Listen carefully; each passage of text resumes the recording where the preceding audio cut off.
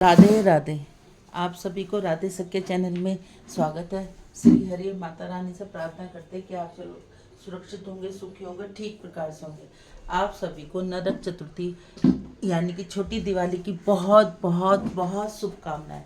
आप सभी के जीवन में धन धान्य से महारानी पूर्ण करे, आपकी हर इच्छा पूरी करे। बोलो राधे राधे।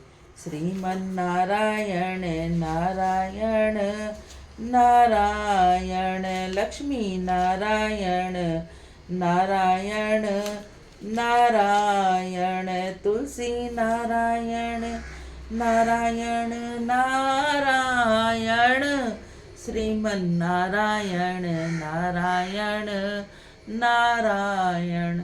बोल कार्तिक महात्म की जय। अभी तक आपने 13 अध्याय में जो कुछ सुना, अब 14वें अध्याय की में कार्तिक में क्या क्या राजा ने बताया गया है वो हम आपको सुनाते हैं। 13वें अध्याय तक की कथाओं का भक्तिपूर्वक सुनने के बाद राजा पृथ्वी ने नारद जी से निवेदन किया, देव ऋषि आप सर्व ज्ञाता हैं और मैं अज्ञानी, अब कृपा करके संतान वृद्धि व सुख संपत्ति देने वाली महाविद्या, माँ माया, महामेधा, माँ स्मृति, माँ मोदा, माँ देवी, माँ ईश्वरी और सर्व ईश्वरी ओही देवी की उत्पत्ति तथा इस व्रत को कब और कैसे किया जाता है इस बारे में हमें विस्तार पूर्वक बतलाइए।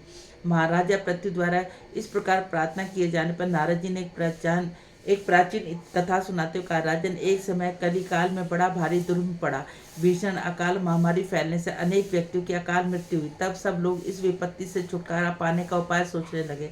अंत में निश्चय करके कार्तिक कृष्णा सप्तमी को सबने व्रत रखा। व्रत के प्रभाव से सायकाल चामुंडा देवी हाथ में नर मुंडो लिए प्रकट होकर कहने लगी, मैं रुद्र सहित विहार करने के लिए यहाँ आई हूँ, परंतु समस्त संसार में पाप छाया हुआ है। ब्राह्मण वेदहीन है, क्षत्रिय सामर्थ्यहीन है, वैश्य और शूद्र धर्महीन हो गए। स्त्रियों ने पतिव्रता धर्म छोड़ दिया, इसलिए सभी लोगों को ओही का व्रत करना चाहिए।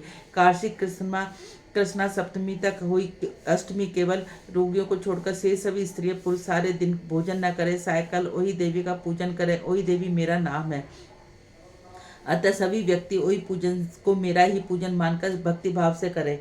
होई अष्टमी पूजन का विधान बतलाते हुए चामुंडन का सभी व्यक्ति अपने घरों को गोबर और मिट्टी से लीप कर साफ करें। फिर काला धागा, हरा, लाल इन चारों रंगों के द्वारा मेरी मूर्ति बनाएं। स्वादिष्ट पकवान बनाकर मेरी पूजा करें। जब चामुंडा देवी कह रही थी तभी एक धीवत की स्त्री बोली कि हम माता, हम नीच लोगों का कर्तव्य भी बताइए। तब देवी ने कहा, तुम लोग भी मेरे भक्त हो, सो सब मेरा पूजन करके अपनी संतानों को पूजेंगे तभी उनकी पूजा सफल होगी। मेरी पूजा के बाद कुमारिन मालिन की पूजा होगी। इतना कहकर देवी अंतर्ध्यान हो गई। सभी व्यक्तियों ने चामुंडा देवी के कथा अनुसार व्रत और पूजन किए।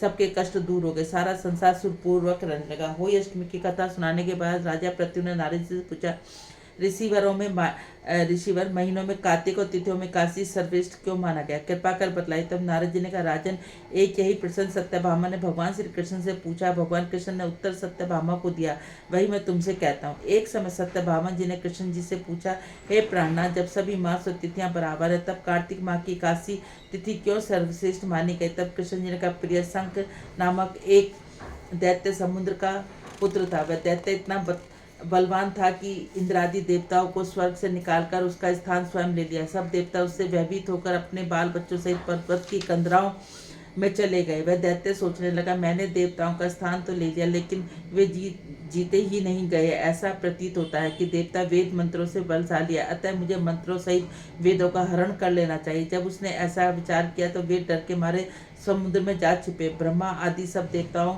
को वेद वहीन देखकर सभी देवी देवता भगवान विष्णु की शरण में गए। शैत्य सैया पर भगवान को निद्रा मगन देखकर सभी देवताओं से जगाने के लिए स्तुति, भजन, कीर्तन, गायन, वादन आदि क्रिया करने लगे। भगवान विष्णु को जाग कर जाने पर सभी देवताओं में आह्वान, आसन, पद्म, अर्ध, आचमन, स्नान, वस्त्र, यज्ञ, पवित्र चंदन, पुष्प, धूप, दीप, नैवेद्य, तांबुल, पान, प्रदक्षिणा तथा नमस्कार कर भगवान विष्णु का 16 प्रकार से पूजन किया। तब विष्णु भगवान प्रसन्न होकर देवताओं से कहने लगे, देवताओं मैं तुमसे प्रसन्न हूँ, अतः शंख और दैत्यों को मारकर मैं चारों वेदों को शीघ्र ही ले जाऊंगा, परंतु आज से वेद बीज मंत्रों सहित कार्तिक माह में जल में निवास करेंगे। अतः कार्तिक के महीने में जो कोई जल में स्नान करेगा उसके यज्ञ करने के सम के समान फल प्राप्त होगा, उसके समान समस्त विघ्न दूर हो जाएंगे। हे देवता, आज एकादशी के दिन आप सबने पूजे जगाए, इसलिए सब तिथियों में एकादशियों की मान्यता अधिक है। वस्तुतः कार्तिक व्रत एकादशी व्रत मुझे अत्यंत प्रिय है। आगे की कथा सुनाते हैं। नारद जी ने कहा, राजन, इतना कहकर भगवान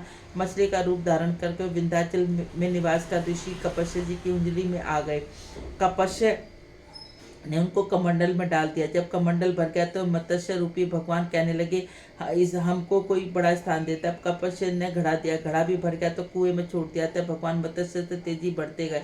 अतः कपस्य जी ने उनको समुद्र में डाल दिया। भगवान ने एक अत्यंत विशाल मछली का रूप धारण कर दैत्यराज शंखासुर को मार दिया। शंखासुर को मारने के पश्चात भगवान मत्स्य रूप त्याग कर विश्राम हेतु बद्री नारायण चले गए। बद्री नारायण में भगवान ने देवताओं से कहा, हमने शंखचूड़ को मार दिया, अतः ऋषियों और मुनियों द्वारा जाकर समुद्र के अंदर से वेदों को ढूंढ लाए, तब देवताओं से प्रयाग में मेरा निवास रहेगा। तब ऋषियों ने अपने तपोबल द्वारा समुद्र में वे 6 के अंगों छंद, व्याकरण, कोश, वेद और ज्योतिष तथा स्मृति को ढूंढ निकाला। जिन वेदों को जो भाग मिला उसी से ऋषि को मिला, तब से वह भाग उसी ऋषि का माना जाता है। उसके बाद समस्त ऋषि ब्रह्मादि देवताओं से प्रयाग आए और उन्होंने वहाँ पर अश्वमेध यज्ञ किया। इसलिए प्रयाग को तीर्थों का राजा कहा जाता है। प्रयागराज में स्नान, दान तथा यज्ञादि करने से जन्म जन्मांतरों के पाप समूल नष्ट हो जाते हैं और मोक्ष के अधिकारी बन जाते हैं, इसमें कोई संदेह नहीं। बोलो कार्तिक महात्म की जय। श्रीमन नारायण नारायण नारायण, लक्ष्मी नारायण नारायण नारायण, तुलसी नारायण नारायण नारायण। 15वां अध्याय। हुई अष्टमी पूजन व एकादशी। कार्तिक माह में प्रयागराज की महिमा सुनाने के पश्चात महाराजा पृथ्वी ने नारद जी से कहा, ऋषियों, अब आप भक्त वत्सल भगवान की पूजा का विधि विधान बतलाने की कृपा करें। तब नारद जी बोले, एक पुरातन इतिहास है। अत्यंत प्राचीन बात है कि कीर्तिपुर में चोल नामक एक राजा राज्य करता था। उसके राज्य में समस्त प्रजा सुखी थी, कोई भी दरिद्र, पंडित, पीड़ित व दुखी नहीं था। राजा के नाम पर उस देश का नाम भी चौल देश रखा गया। एक बार राजा मूल्यवान मणि मुक्ताओं द्वारा भगवान की पूजा करके वहीं मंदिर में बैठ गया। उसी समय विष्णु शर्मा नामक एक ब्राह्मण ने आकर तुलसी दल से जल को जैसे भगवान की पूजा की, उसके तुलसी पत्रों से राजा की पूजा के मणि मुक्ता आदि ढक गए। जब ये देखकर राजा ने क्रोधित होकर ब्राह्मण से कहा, विष्णु शर्मा, तुमको पूजा का क्या ध्यान है? मणि मुक्ताओं में से भी मेरी पूजा की शोभा को तुमने तुलसी दलों से ढककर समाप्त कर दिया। राजा के अहंकार से भरे हुए कटु वचन सुनकर विष्णु शर्मा ने कहा, राजन, अभिमान के वशीभूत होने के कारण तुम भगवान की पूजा के बारे में नहीं जानते। ब्राह्मण ने यह वचन सुनकर भगवान राजा से कहा, ब्राह्मण, तुम दरिद्र हो, अतः इस कारण भगवान की पूजा क्यों जानो? क्या तुमने कभी भगवान को मंदिर बनवाया अथवा यज्ञ आदि कराया? यही बात है, तुम्हें देखता हूँ कि भगवान की भक्ति करके पहले तुम स्वर्ग जाते हो या मैं जाता हूँ। इतना कहकर राजा ने गुंगल ऋषि को आचार्य बनाकर बड़े बड़े यज्ञ आरंभ किए। साथ ही ब्राह्मणों को बहुत सा द्रव्य दान दिया। परंतु विष्णु शर्मा सदैवी भांति महा कार्तिक के व्रत, तुलसी वन का रोपण, एकादशियों में व्रत, ओम नमो भगवते वासुदेव मंत्र का सत्य जाप करते हुए भगवान की पूजन अर्चना करता है। उठते बैठते हटते फिरते हुए भगवान का स्मरण और कीर्तन करता। कार्तिक में एक दिन विष्णु शर्मा ने जो ही रसोई तैयार रखी उसका भोजन उठाकर ले गया। उसके बाद व्रत भंग होने की वैसे पुनः रसोई नहीं बनाई, भगवान का भजन करते हुए सो गया। दूसरे दिन रसोई बनाई, जो ही भगवान का भोग लगाने लगा फिर वो भोजन उठाकर ले गया। इस तरह लगातार 7 दिन बीत गए। इस तरह विष्णु भगवान को निराहार 7 दिन व्यतीत हो गए। विष्णु शर्मा भूख के मारे अत्यंत व्याकुल हो गया, परंतु सत्संग का समय भंग न हो इस वजह से उसने किसी भी दिन दूसरी बार रसोई तैयार नहीं की। 8वें दिन उसने निश्चय किया, आज मैं पूरी तरह ध्यान रखूंगा, देखूंगा भोजन को उठाकर कौन ले जाता है। उसके बाद उसने भोजन तैयार किया और एक स्थान पर छिपकर बैठ गया। थोड़ी देर में उसने देखा अति दीनहीन और दुर्लभ चंडाल, जिसके शरीर में केवल अस्थियां मात्र है, छिपकर आया और भोजन उठाकर ले गया। उसे देखकर विष्णु शर्मा का हृदय दरिद्र हो गया। विष्णु शर्मा ने उसे चंडाल से कहा, भैया, रूखा भोजन मत ले जाओ, मेरे पास थोड़ा सा घी है, वह भी लेते जाओ। ब्राह्मण के वचन सुनकर भयभीत हुआ चंडाल भागता हुआ ठोकर खाकर गिरा। तभी विष्णु शर्मा भी उसके समीप पहुंचा और एक वस्त्र से उस पर हवा करने लगा। थोड़ी देर बाद वह ब्राह्मण ने देखा चंडाल की जगह शंकर, चक्र, गदा, पद्म, वनमाला आदि भगवान विष्णु स्वयं वहां लेते हुए हैं। उसी समय विष्णु शर्मा ने भगवान के चरणों में गिरकर नमस्कार किया। सभी रुद्रादि देवता भी वहां आ गए। ऋषि मुनि वेद मंत्रों से उसका पूजन करने लगे। तभी विष्णु भगवान ने अत्यंत स्नेहपूर्वक विष्णु शर्मा का आलिंगन करके उसको अपने साथ विमान में बिठा लिया और अपने साथ वैकुंठ ले गया।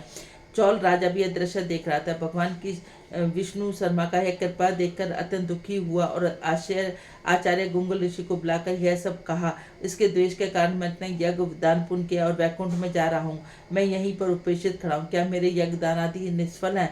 मेरी यही सिद्ध होता है कि भगवान यज्ञ आदि से नहीं, केवल भक्ति से प्रसन्न होते हैं। आजीवन ब्रह्मचारी रहने के कारण राजा के कोई संतान नहीं थी, अतः उसने संपूर्ण राजपाट धन संपत्ति अपने भांजे को सौंपकर भगवान मुझे स्थिर भक्ति प्रदान करे, ऐसा कहते हुए यज्ञ कुंड में कूद गया। दृश्य दिखकर गुंगल ऋषि को ऋषि आया, क्रोध आया तो उसने शिखा उखाड़ ली। उसी तब से आज तक चौल देश में भांजा ही मामा का उत्तराधिकारी होता है। और गूगल गोत्र में ब्राह्मण आज भी शिखा अर्थात चोटी नहीं रखते। चौल राजा के अग्निकुंड में गिरते भगवान प्रकट हुए, अग्निकुंड में ही उनका आलिंगन किया और उसे भी अपने लोक को ले गए। वैकुंठ में भगवान विष्णु शर्मा को पुण्यशील और चौल राजा को सुशील नामक देकर उसका द्वारपाल बना दे। इस प्रकार दोनों हर्ष में श्री हरि के निकट बैठ गए। बोल कार्तिक महात्म की जय। श्रीमन नारायण नारायण नारायण, लक्ष्मी नारायण नारायण नारायण।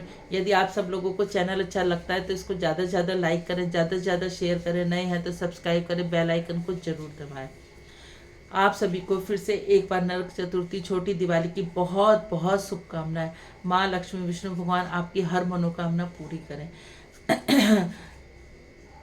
आज के दिन अगर आप जिमीकंद का दान करते हैं तो वो महाशुभ माना जाता है। और कल बड़ी दिवाली के दिन अगर आप सीताफल, कोई पेठा बोलता है, कोई कोड़ा बोलता है, तो इसका दान करें तो वो भी महाशुभ माना जाता है। बोलो राधे राधे।